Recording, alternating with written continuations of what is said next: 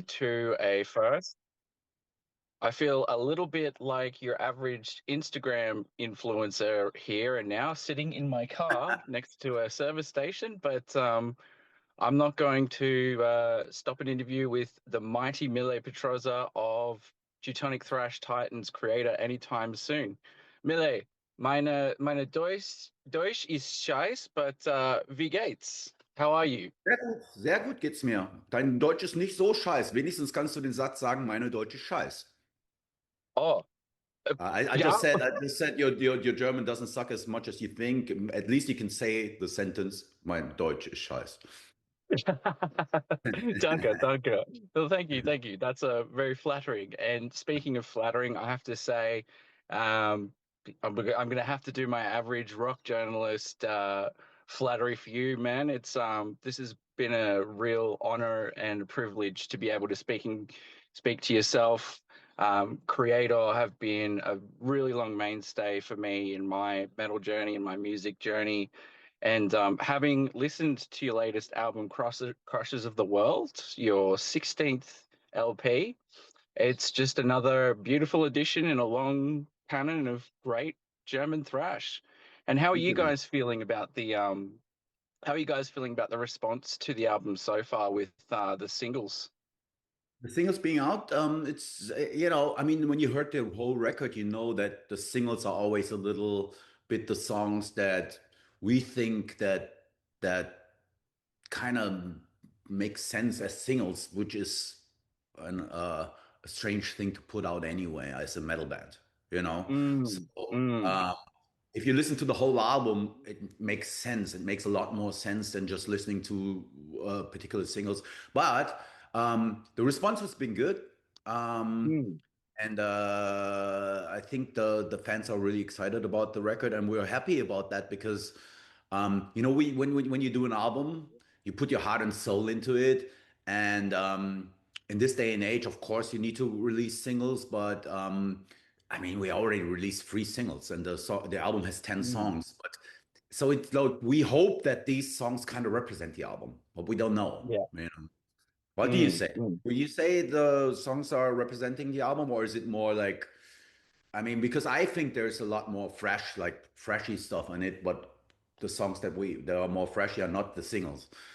Yeah, without I don't ever like to give too many plot spoilers, but I think if people are feeling maybe like if they're yearning for a bit more on the album, maybe the more speed freaks amongst the thrash community that felt that even though the singles that you brought out are up tempo, I would say don't expect things to slow down anytime soon.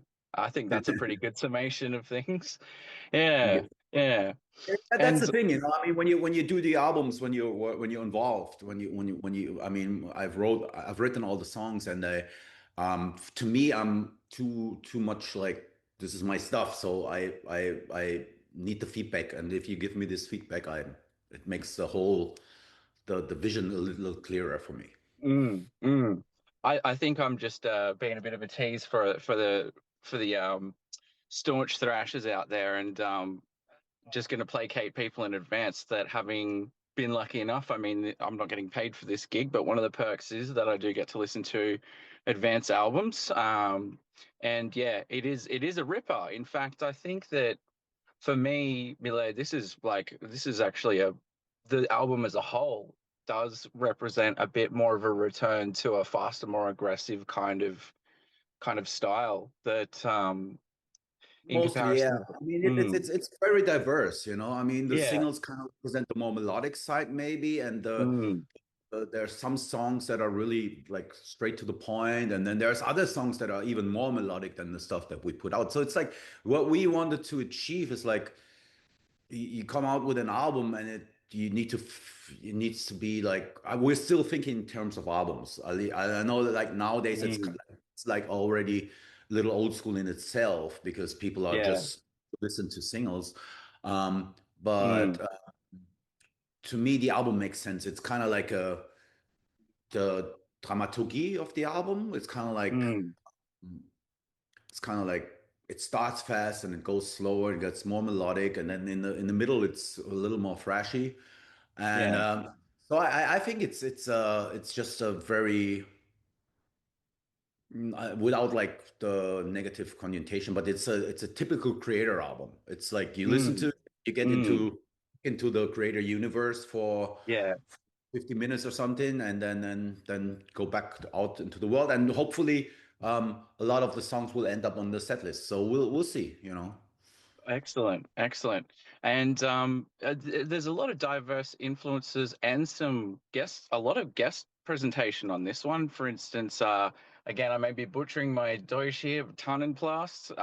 Hayden tell us. Is very, yep, 10 and plus features an extreme metal vocal coach, and you've got quite a few cameos as well, Phil Demmel and quite a number of others that are escaping me right now. Was that Yeah.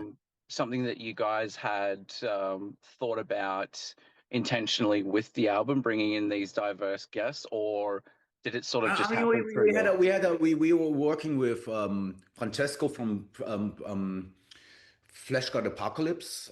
He's Mm, doing our soundscapes, and mm, then there's a choir. The choir that you hear in a song, like for example, Seven Serpents, the choir that goes Amor Fati in the middle part. mm. Um, that's like a real huge choir, like I think Wow, 13 people or something, wow. male and female. And so we work with actual musicians, and also we had like a couple of people from. I think there's one guy from Miland, the a hardcore punk band from Mm, Sweden, doing backing vocals. But other than that, there's not so many guests. I mean, you go into the studio and then you start working on stuff, and it's um, Andy from Any Given Day. He did the demos with me, and he's also mm, background singing. So everything that makes sense. You get a little bit of a different color from say Andy from the Any Given Day because he has this tone in his voice when for some of the backing tracks, backing vocals, and so you ask him to do more. Then Britta, of course, Britta came about like it was a coincidence because we were looking for a female voice for one sentence, and all of a sudden it turned out to be really really good. And then I asked her, you know what, why don't you do like a almost like a duet with me? And mm, that's what she did. And so these things just happen. It's not mm. what we sit down and go, okay, we have an album here. Who can we get as guests? Yeah. I think, Yeah, so not like a premeditated thing or anything like that. oh, not at all, not at all. Yeah. It's like all these things just happen in the studio. Mm. Does that sort of help? Because this is your 16th album and you guys have been at it for quite a long time. I imagine these sorts of like creative flourishes to help keep it fresh for yourself and for the band too, after 'cause you guys have been at it quite a while. Yeah, we've been Um, there. mm, We've been mm, we've been doing albums since '85, which makes me quite old. But um, I don't see it like that. To me, it's like mm. Um, if there's one thing that I don't want is like to turn into a nostalgia act and just repeat Yeah, what we've already done in the past. So every time I do an album, it's always like I treat it like my first album. I know it sounds absurd because it's my 16th album, but that's how I try to approach going into a yeah, new songwriting session. And I don't know if it always works, but we try not to repeat ourselves and we try not to do something that we've already done. It's hard mm, because we're playing metal. We're not doing progressive metal. We're yeah, playing mostly straightforward metal. So there's like a little bit of a limitation. To me, it's all about the songs. To me, it's all about the songwriting. I'm a big fan of songwriters from any genre. I love mm, like the art of songwriting, and I'm a nerd when it comes to that. yeah, So to me, I see the whole like process of creating new music as a challenge um to come up with stuff that I'm getting excited about. And yeah, hopefully, if that works and I'm excited, I just put it out and hope that other people get excited about it. And that's how we mm, work. That's basically it. mm. if it works, it works, and you've got to. I guess you've got to do what you can, and I find it interesting too that it sounds like also working within those limitations might actually help the creativity and the songwriting, as opposed to just kind of maybe loosening the reins and going, "Stuff it, guys. We're going prog rock now." You know what I Yeah, mean? I mean, it's Mm, an option. I mean, mm, technically we could do it, but it's not something that we want to do. I mean, yeah. there might be. I mean, on this album there wasn't like on this the Hate of Alles there was a 7 minute song which was kind of like Mm, epic, but on this album it just didn't happen. I mean, yeah. the songs are 4 or 5 minutes long, and so whatever comes out, you need to come up with like a selection of songs that makes sense and comes from the heart and Yeah. and and kind of reflects and represents what we've been through since the last album and since whatever you experience, and it needs to come like, as a musician and as a creative person, you can only open the channels. Yeah. You pick up your guitar and then you try see what comes out. And whatever comes out is what you hear on the record, really. I mean, it's as simple as that. And it's something that I work on a lot. Like if I Mm, just, I'm not the kind of artist that just thinks that, anything that I put out is amazing. I mean, we had like 12 songs for this record and only 10 made it on the record.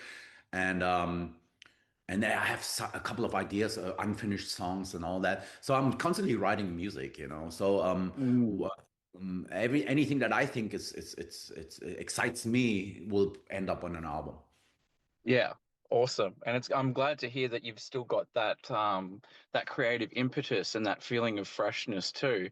And speaking of creating things, you've been a bit of a busy man, Mille. So um I can't help but think you spoke a bit about like reflecting on things too. And I feel like Krushers of the World itself as a title, an album title, does tie in nicely with some other things you've had going on recently, which is a book and a film as well. Mhm. So could you walk us through a little bit how those things are interrelated in terms of um, your upcoming book and or Yeah, if these they are things, or if these, they're these, not? the thing is, I don't want to. It has to do with the fact that I can't sit still, really. Yep. I always have to. I I have to work. absolutely, yeah, I You get know what I that. Yep. mean? Know what I Yep. mean? I'm not like the kind of like if I wanted to, I could live on like on a beach and just go like scuba diving or something, but that's not my thing. It's Yeah. not my thing. I love working. I love working. I love being creative. I love doing Yep. stuff. And the movie like the that was brought to us. The idea happened like 2 years ago or something. Mm. The team was following us around for a year and a half, and so that was something that we worked on, but it wasn't like something. It wasn't my movie. The Right. director did a movie Yeah. about our band, so that Mm. was something on the side that was a little bit annoying at times because I'm not so used to having cameras around me all the time. Yeah, it I'm, would have I'm been a bit strange. Yeah.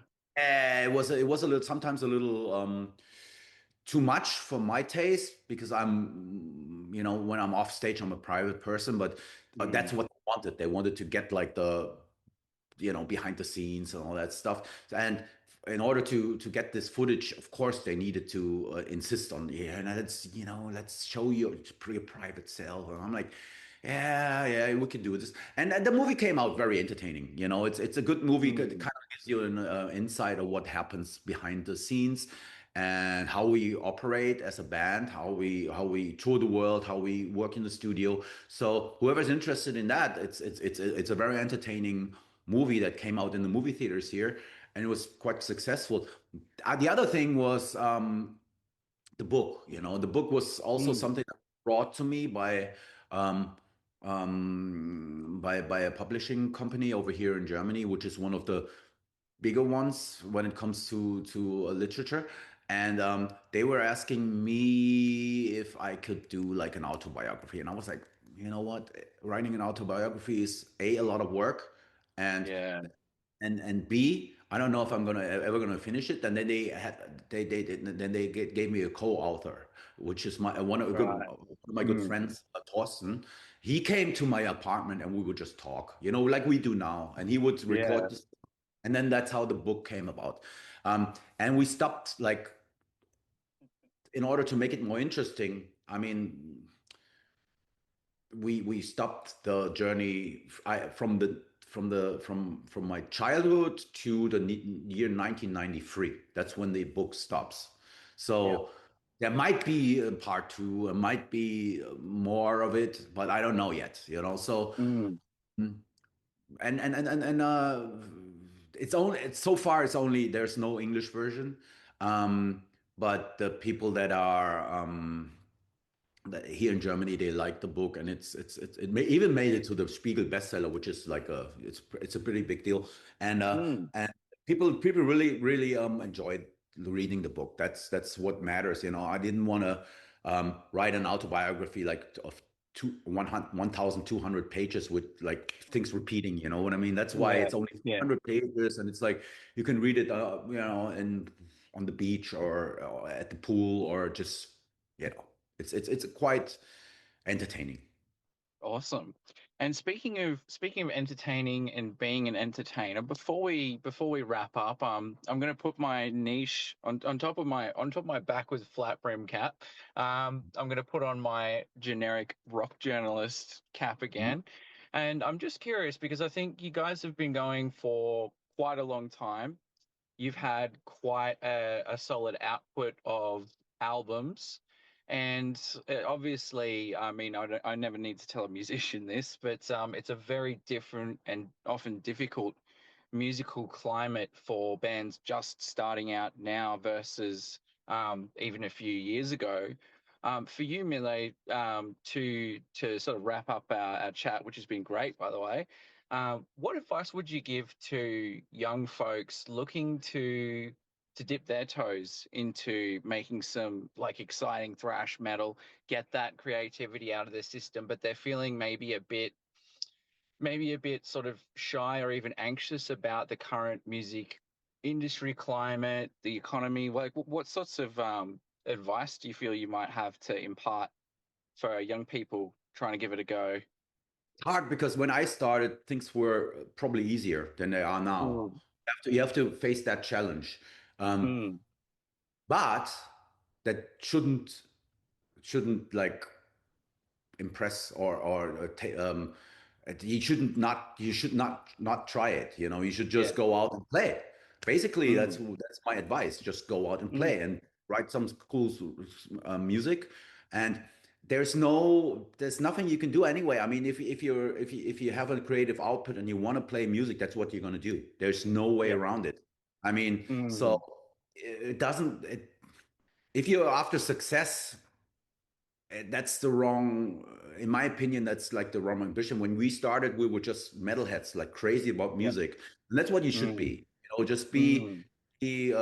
love the music, love the process of writing.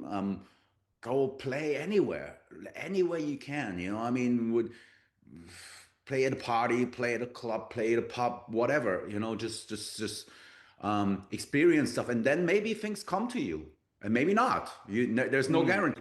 So, Yeah. I mean, for Mm. me, it's hard to give advice rather than saying believe in yourself. And it's cliche, I know, but Yeah. that's the only way to ever, to me, that's the only way to go, really. I mean, just Absolutely. believe in what you do. Just write songs that you feel in your heart matter, even if it's only for you, and maybe some people will listen, maybe not. Mm. there's no Mm. fuck there's no, like, master plan or career advice. It's Yeah. hard, Mm. especially in Mm. this climate, like you said. I mean, but on the other hand, we're really, it's really cool because you can just put out your music. You can just do a video very cheap. That's what we couldn't do back in the day. You can take your iPhone and just record a video and put it on YouTube. It's Mm. really, Mm. I mean, on the one hand, there's tons of bands, but on the other hand, it's never been easier to be DIY. Yeah, absolutely. And look, I can tell that you guys are always going to have that DIY punk rock spirit, thrash, heavy metal or not. So, um, look, I don't see you making any. Oh, hello, random bus. I don't see you guys slowing down or stopping anytime soon, especially because it sounds like that creative channel is wide open and it's just going to keep flowing. So, while I am looking forward to see what comes next, I think that a lot of people are going to be very stoked with Krushers of the World, and I've definitely been giving it a pretty decent flogging on the online platform. So once again, just want to say thank you so much, Mille, and give my thanks as well to the rest of the band. Thanks to Nuclear Blast Records. The album will be out in January, and we'll hopefully see you over here bringing some of that Crushers Fury back on stage as well. There's plans already. Awesome. Okay. Thank you so much, Mille. It's been a pleasure. Thank you. Take care. Dankeschön. Bye. Ciao.